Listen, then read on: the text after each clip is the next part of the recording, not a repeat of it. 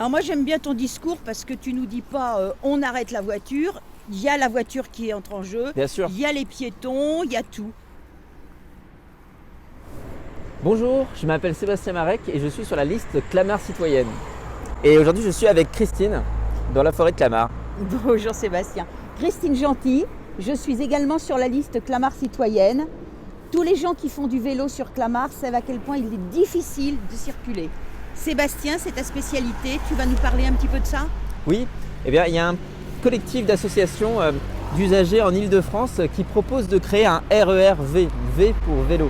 En fait, il s'agit de doubler les lignes du RER souterrain en surface via des pistes cyclables très larges, très efficaces et surtout séparées de la circulation motorisée, ce qui permettrait à tout le monde, des enfants aux personnes âgées, de pouvoir faire des vélos, d'avoir la possibilité de faire du vélo dans de bonnes conditions sans se sentir menacé par les voitures, par les poids lourds, par les bus. D'accord. Et ce RER-V, nous à Clamart, comment est-ce qu'on va le ressentir? Alors, Clamart a la particularité d'être concerné par deux itinéraires, deux lignes comme on dit du RER-V. Et il y en a une en fait qui emprunterait la D906 qui est de plus en plus congestionnée, ça ne va pas s'améliorer avec le nombre de nouveaux habitants qui arrivent notamment à Panorama. Et puis donc qui permettrait de relier Vélizy à Paris directement. Et puis une autre piste cyclable du RER-V se trouverait ici sur la D2 où on se trouve et permettrait en fait de relier notamment le petit Clamart au quartier Percy-Schneider, ici les Moulineaux, la gare de Clamart et puis Paris. D'accord. Et le vélo, donc ici, la piste cyclable, elle sera partagée avec le tram qui va bientôt arriver et puis les voitures.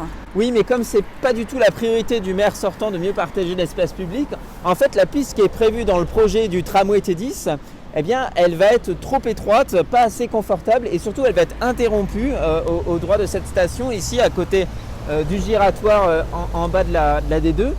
Et du coup, cette piste, elle ne va pas être suffisante pour attirer beaucoup de nouveaux usagers, pour donner envie de faire du vélo. Donc il faut absolument l'élargir et ça doit être vraiment quelque chose qu'on doit mettre en place rapidement plutôt que de vouloir élargir la route et de créer une troisième voie en prenant de l'espace sur la forêt à laquelle les Clamartois sont très attachés.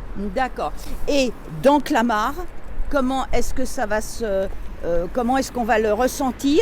Est-ce qu'il va y avoir un partage quelconque à un moment donné? Dis-moi un petit peu. La priorité, je dirais, c'est de mieux partager l'espace, de rééquilibrer l'espace en faveur des piétons, des usagers du vélo et des transports en commun.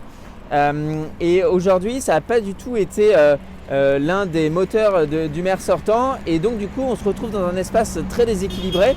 Et il faut absolument donner davantage d'espace, rendre les trottoirs accessibles et les élargir. Et puis créer des aménagements cyclables. C'est ça qui donnera aussi envie aux gens de se mettre à vélo, d'essayer le vélo pour voir si ça correspond à leurs usages. Et en fait, mieux partager l'espace, ça permettra aux gens qui ont vraiment besoin de la voiture de pouvoir la prendre dans des conditions de circulation plus fluides parce qu'il y a de l'espace qui sera libéré par les gens qui seront à vélo ou à pied ou qui prendront les transports en commun. Alors moi j'aime bien ton discours parce que tu nous dis pas on arrête la voiture, il y a la voiture qui entre en jeu, Bien sûr. il y a les piétons, il y a tout. Mais écoute, merci Sébastien, voilà encore une très bonne raison de voter Clamart citoyenne.